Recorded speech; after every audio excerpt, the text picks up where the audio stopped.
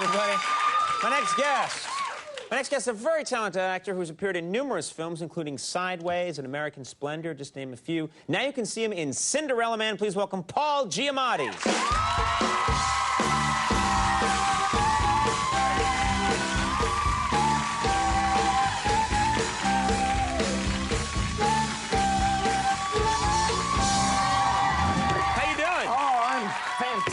Fantastic, sir. I like the beard. Right? The beard is impressive. Charlie Manson, sort of, right?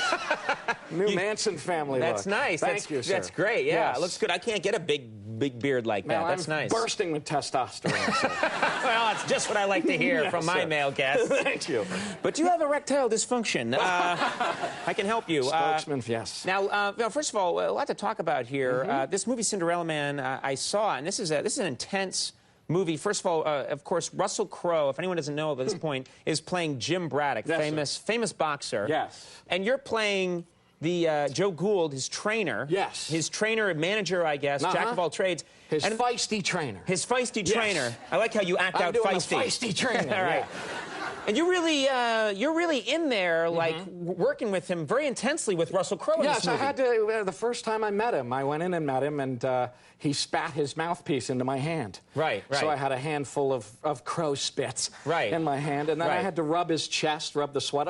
Right when I met him, he was like, here's a towel, rub me down, rub me down. Right. So I had to rub him and do all kinds of... So you're really, like, physically intimate with Russell Crowe. Very homoerotic. Yeah, very, well, I didn't say that. You said that. Very, very arousing, and... Okay. We may or may not have had an affair during the movie. No one's sure. Nobody's sure. You'd have to look close. Speculation. Look at the tape very closely. Very closely. Now, this brings up the question I have to ask, and Russell Crowe himself was here last week, so I talked to him about it. This guy's got a temper. Yes. And were you nervous about, he's got a reputation. Were you nervous about working that closely with Russell Crowe? Yeah, I mean, a little bit nervous. I had to remove the mouthpiece, afraid I'm going to scratch his gum and he'll punch me or something like that. Right. But never punched me. Never punched me. Very, very friendly man in his way. But first person to admit that he has a temper. Did he actually talk to you about his temper? The first thing he said to me was, I can be an irascible bastard. Right. Let me take your mouthpiece out. Right. Let me get in there and give you the old chest rub, and that'll calm you down. Chest. So, settle down, big guy. Were you surprised by the phone-throwing incident in New York? Did that surprise you when you heard about it? Sure. Throwing a phone is always a surprising thing to do.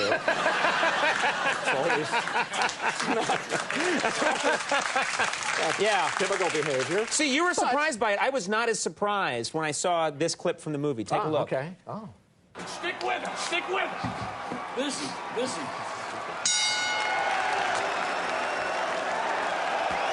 finally moving his head.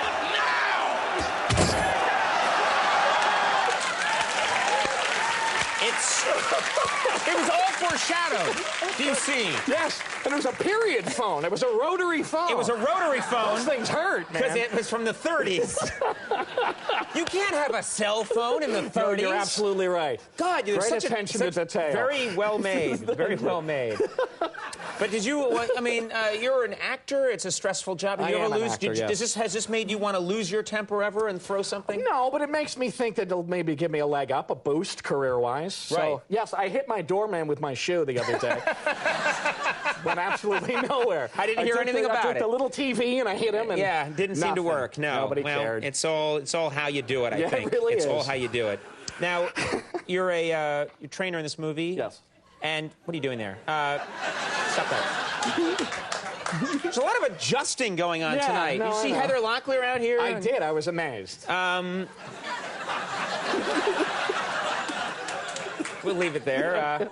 But did you actually, the technical advisor on this movie, I'm told, is Angelo Dundee, one of the legendary trainers of all time, trained Muhammad Ali. Sugar Ray Leonard. Right. 13 other champions, the greatest trainer that's ever lived. Yes, indeed. So I got to work with him, and it was very exciting. I met him, and I said, Angelo, you're going to help me out? Give me some tips. What should I say, to ad-lib? What kinds of things should I say? He said, it's simple. You say, hit him.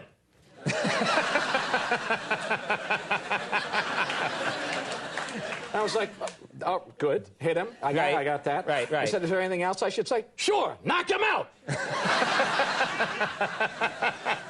That was it. It's kind of what you're saying in the movie a lot. That is kind of, and that's what I did. Hit him so you can knock him out. There It's you nice. go. When you put the two together, that was a nice... That's where the acting comes in. Yeah, that was great. That was beautiful. Yeah. It was beautiful. That's where the acting comes in. Now, you've done so well. It seems like now you can play all different kinds of parts. But for a while there, am I correct? They were sort of...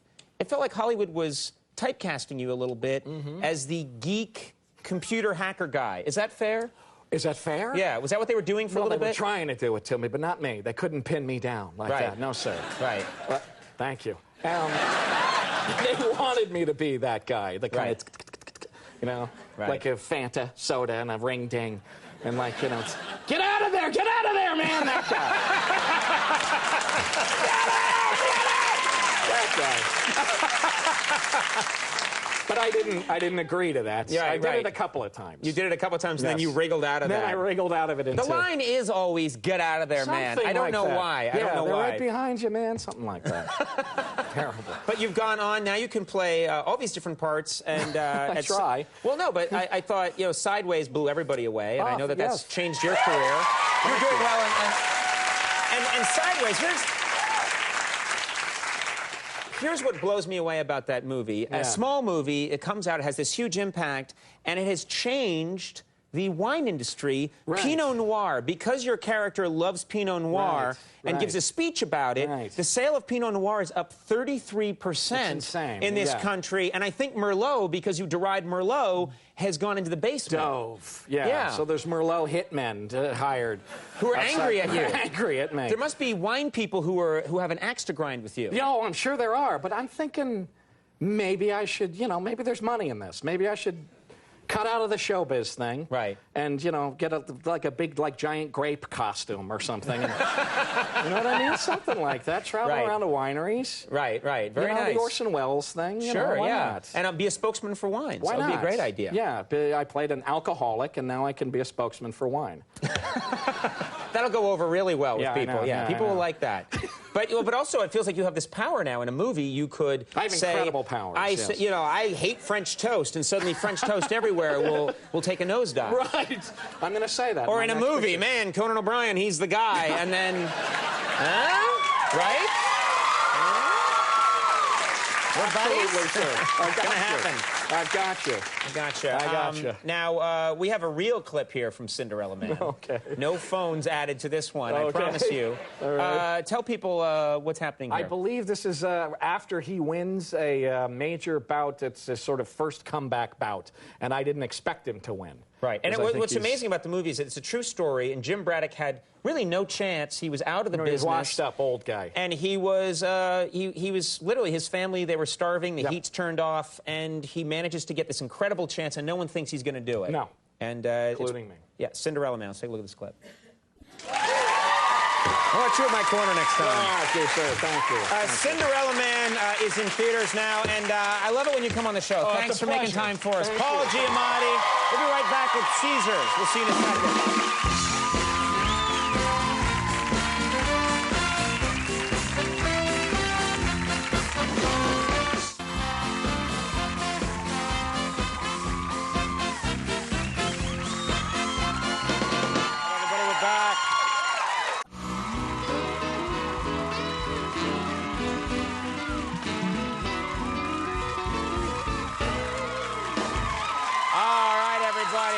Our show. Do want to thank my guest, one of my favorite people, Paul Giamatti. Thank you so much. Always a pleasure. Our thanks to Heather Locklear for being here. Big thanks to Caesars for being on the show. They know how to put on a performance, those wacky kids. Larry King, our thanks to Larry King for helping us out. Max Weinberg and the Max Weinberg 7. Take it for the last call with Carson Daly. Bye, everybody. Goodbye.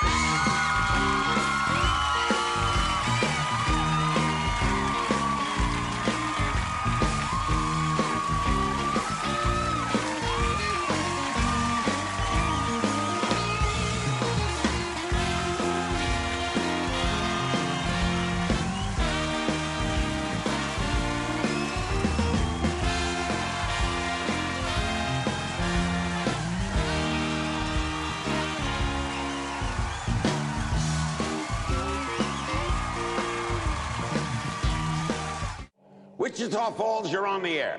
Hello. Hello, Larry. Long-time listener, first-time caller. Great. What's your prediction? Angelina Jolie will break up yet another happy marriage when she gets between Star Jones and her waffles.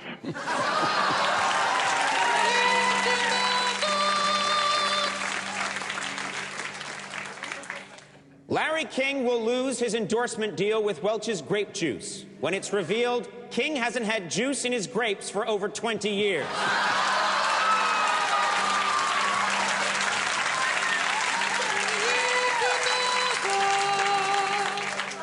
I, Larry King, will call Conan O'Brien and ask him to appear on my show as Man of the Year. O'Brien will arrive at the designated time, only to find an empty studio. I will be sitting at home laughing my ass off.